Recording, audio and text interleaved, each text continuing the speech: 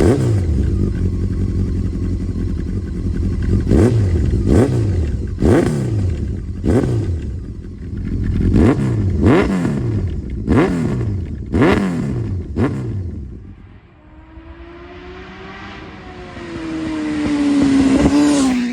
afternoon YouTube, and welcome back to the channel. And today we are finally out on the Honda Fireblade. This is my 1998 model, registered 2001, very late, probably stuck in a dealership somewhere. CBR900RR, the SC33. So let's take it for a spin and see what it's all about.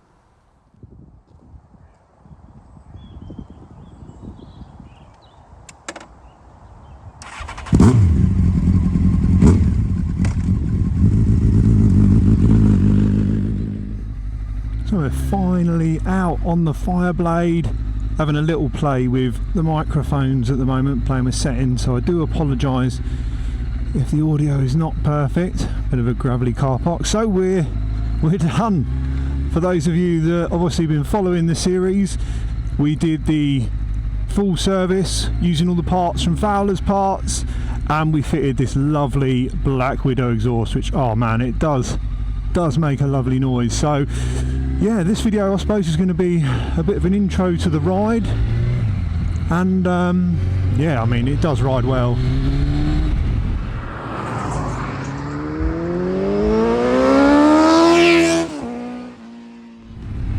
As always, the favourite thing to talk about, it's going to be the engine, isn't it? It's what we're all here for. And to be honest with you, these are 128 horsepower, 65 foot-pounds of torque, and for the road, I've said it before on the Project RSV, it's enough. It really is. Yes, I'm sure there'll be those in the comment that say, no, you need a 200 horsepower R1 to drive to work on, and well, I do own one, but it's a lovely thing, but you just can't ride it like these. And I'm not saying these will stay within the speed limit, but the engine is so smooth. I mean, look, let's bring it right down. I think we're in like 5th or 6th gear, 30 mile an hour, 2000 RPM. Tons of grunt there, and I say this is for an old carb engine. So CBR900RR 918cc on the SC33, which is this model. The model before it was the SC28, which is, I think it was 890cc from memory, and it was Honda's breakout superbike, wasn't it? I mean, when you look at them, I think when I was reading up on the specs of these, don't quote me, when I worked at Honda years ago, these things were like 5 or 10 kilos heavier than the equivalent CBR600F at the day, which, that's bonkers, absolutely bonkers. Whilst we're talking about the engine, I think it's worth discussing the exhaust system, especially if you are watching this video with the intention of buying one. Now, the factory exhaust system, unfortunately, they do corrode. I mean, look at mine, it's done 13,000 miles. It's not the worst by any means, and it didn't have any holes in it, but you put 40-50k on that system and it is going to fall apart. And that is why, on top of obviously that lovely sound, we went with the full Black Widow racing exhaust, and it really wakes the bike up. But if you enjoy that factory look, the good news is they do an adapter that you can keep the standard silencer with the aftermarket manifolds and link pipe.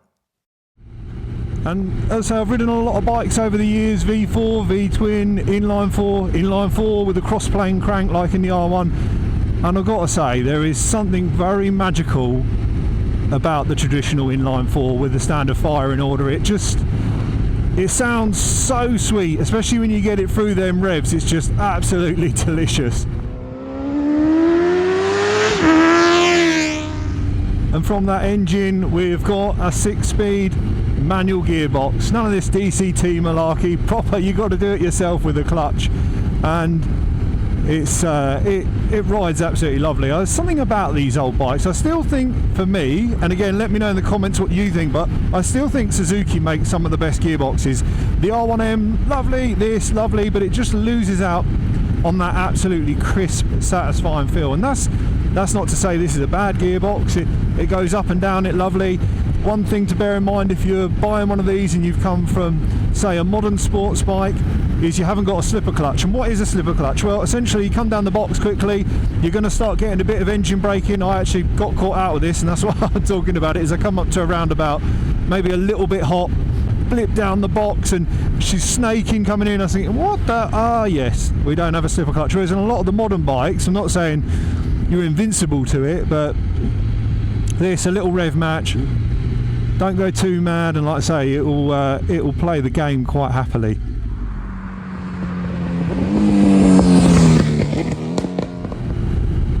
You'll get people that will say, oh, it's got weird size wheels, there's a 17 on the back, which is what most bikes run, but they've put a 16 on the front, it rides really odd. I can honestly say, I've been out on it the past week and a half, 2 weeks, and that's not once entered my mind. What I will say, which is a pain with a 16-inch front tyre, is trying to find one, because you're very limited on your choice. I'm pretty sure Metzer do one when I had a quick look, because I thought if the bike stays, I should probably put some new tyres on it. But to be honest with you, for road use, these Michelins are actually, I can't say I've got anywhere near the limit or had any doubt riding it on the road for the past 2 weeks. The brakes, so up front, twin disc setup, 4 pot calipers either side, and then a single pot caliper on the rear, single disc. And I was a little bit, I guess the word I'm looking for is, I was expecting the brakes to be pretty crap. Now, they're relatively standard. We've put the Hell Performance braided brake lines on there, just sharpen that feel up, makes them feel really nice to use. But I can honestly say, like now, you come up to a junction, good anchor up. Yeah, absolutely fine. And what you have got to remember is you've got no ABS, no traction control, no anti-wheelie, and like all Hondas, it's very linear, it's very forgiving on the power curve. It doesn't feel intimidating to ride. Like, yes, if you're new to big bikes in general, it's a quick thing. It's definitely not slow, but it's just so progressive. And ride it around town now here at low RPM, there's a good amount of torque. It's very friendly to ride at low engine speeds, but wind it up into the top of them revs, oh man, it does sing.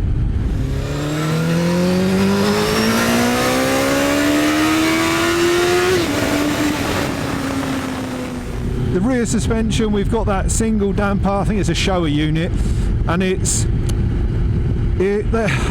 not that amazing. I would say on this it's not terrible, it's maybe a little bit pogo sticky, but this is the third 900 Fireblade I've owned, and I've had standard suspension on all of them, and they all feel pretty much the same. So I think for me, if she was staying in the collection, I'd definitely put a new shock on it and probably do the front fork internals. Comfort, well, these old sports bikes, I say they're sports tourers really. I can get off of this after a few hours and I feel pretty good, to be fair. It's amazing how many miles you could cover on this, and like I say, I'm not saying you can't on the modern sports bikes, but it is comfortable. It's still quite an aggressive riding position, but it doesn't feel like it's going to absolutely destroy my back after half an hour, and that is the beauty of these. They are a bike that you can go fast on, you can go to a track day on, and it's still pretty comfortable. I'd be confident to drive around Europe on it, and this is what I bought this bike for, and unfortunately the trip hasn't gone ahead. The boys have let me down. We were all supposed to buy 900s, that's why I bought this, and unfortunately, yeah, it's not happening today. The question then, would I buy a CBR900RR? Well, yeah, I have. This is my bike. I think they're safe money to buy. They're very reliable. They've aged so well looks wise, and I think if you bought one for sensible money and sold it again 2 years later, if anything, you'd make your money back and some. And yeah, I think that's the beauty of these older bikes, is people are starting to realise that not everyone wants anti-wheelie and the latest traction that allows you to go 140 mile an hour without even thinking about it. This demands a little bit of respect. Like I say, you've got no anti-wheelie, you've got no reverse zipper clutch, and doing 70 on this is the equivalent of doing 130 on the R1M, and I think I'm benchmarking that bike a lot here, not because it's even in the same league price wise or the technology wise, but because it shows you don't need to go out and spend £14,000-15,000, I don't believe, to have a good time. And that's nothing against people who do. Like I say, I've done it, I've got a variety of bikes, but yeah, these old girls, they do know how to make them. So what is one of these Fireblades going to cost you? Well, Realistically, absolutely dog ropey ones, £1,500. That's probably about $1,750 for you guys in America. And then you can go all the way up to, I've seen them as high as £10,000. And this is quite low mileage, 13,392 genuine miles. And it rides tight. You know, you can get on older bikes and everything feels a bit wallowy.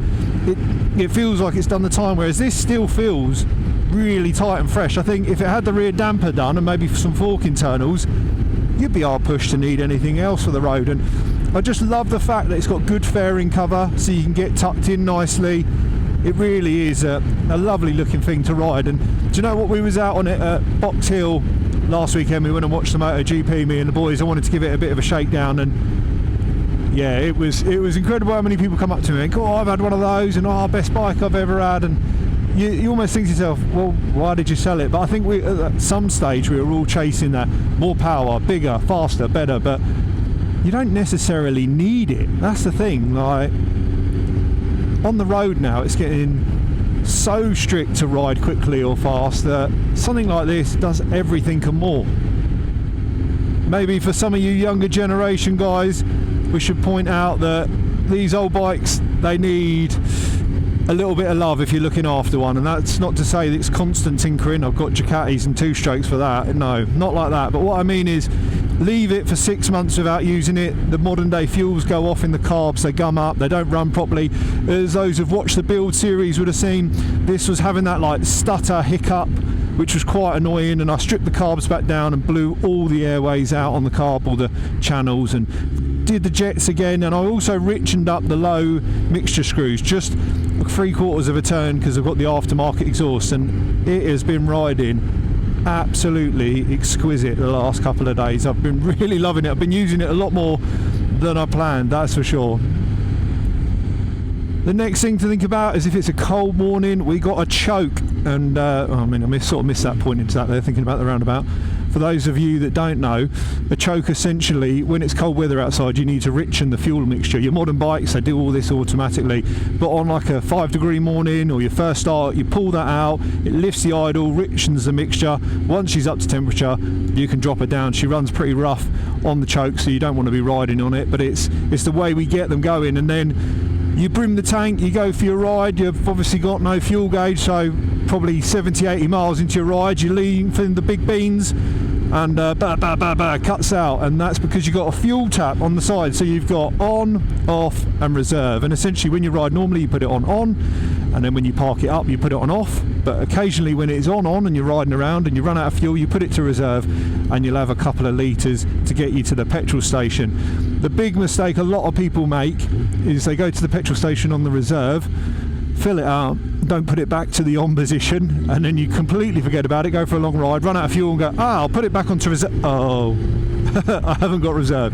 So you've got to have your wits about you a little bit more with these whole thing. And this was just the norm back in the day. This wasn't, like I say, something really unique and new, which it is now to, I guess, anyone who's got into biking and fancies something like this. It's certainly worth thinking about. But they're so simple to work on, as we showed in the series when we got all the bits down from Fowlers parts. They're not a hard bike to take apart. They're really user friendly. Everything is designed, I feel like, for a home mechanic, whereas all the modern stuff, you get an engine management light, realistically 90% of people aren't going to fix that. Whereas here we just spanned it apart. We knew we had a problem with the fuel in, so we took the carbs apart, and yeah, it's riding really, really nicely now.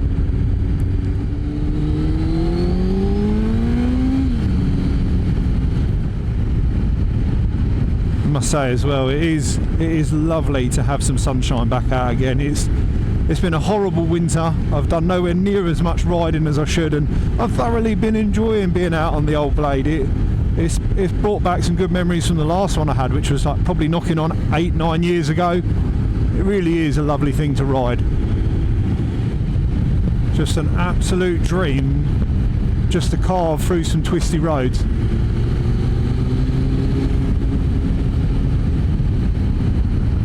It just feels so sure-footed, even for such an old bike.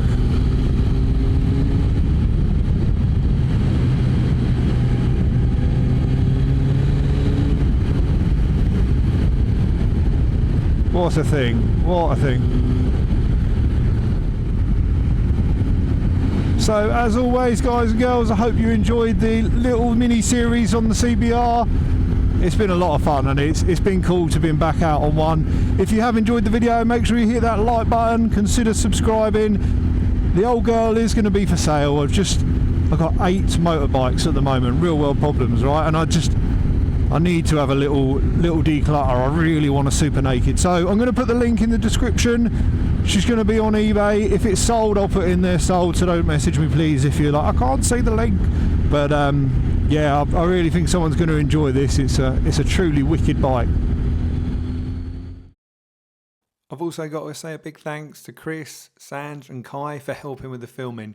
We got some absolutely lovely rolling shots on Sanj's new rig, and I lost the memory card. Dolt! So yeah, hopefully we can play with that on the next project. But yeah, thanks again, guys.